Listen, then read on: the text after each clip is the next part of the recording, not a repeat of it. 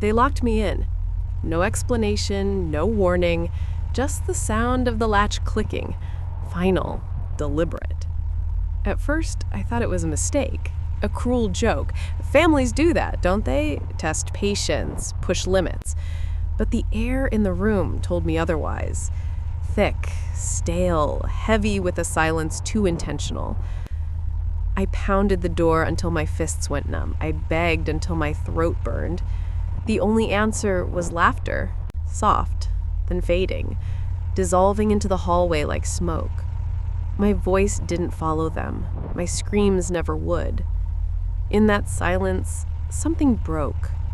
Not loudly, not with tears. Quietly, deep within, like the snapping of a single thread inside a tangled web. That was the moment I knew this wasn't about locking me in. It was about locking me out. Out of the truth, out of the life I thought I had.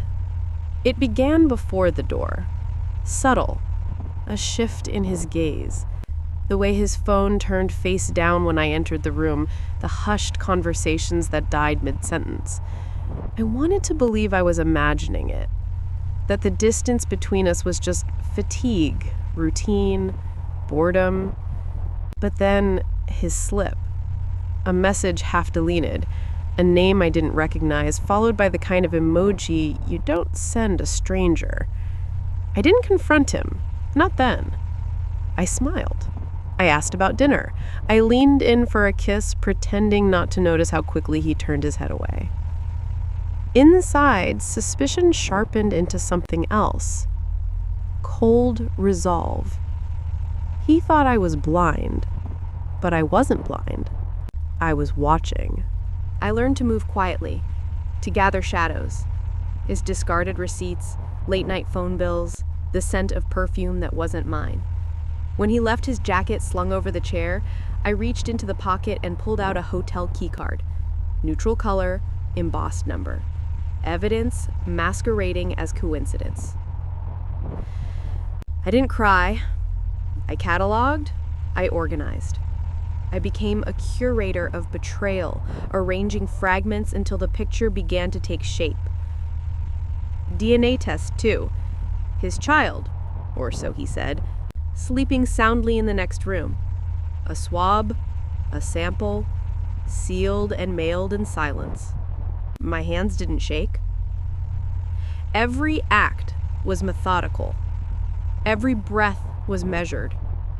He laughed at dinner, spoke of trust, of love, while I carved into my memory every lie.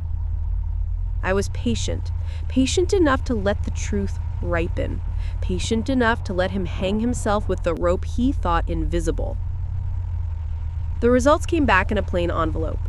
Cold facts, numbers on a page, confirmation of what my body already knew, but my heart had resisted.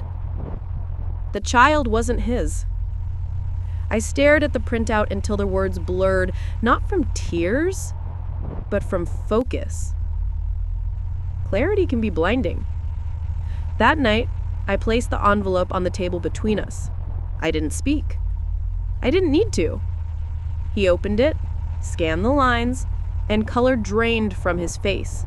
His lips trembled, ready to spill excuses, apologies, anything. I only said one thing. Read it again.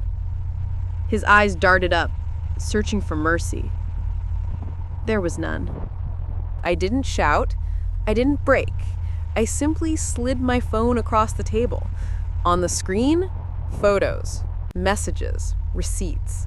The life he thought hidden. I had built his grave with his own lies, stone by stone. You were never careful, I said. You were only arrogant. He crumbled, stammering, reaching across the table. I pulled my hands back, detached, observing. Like a surgeon watching a body unravel under the knife, I stood, leaving the papers, the phone, the silence. His voice cracked, calling after me, but I didn't look back. The truth was his prison now. I no longer needed the locked door.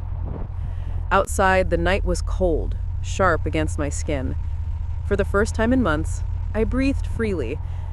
Each step away from that house was deliberate, final.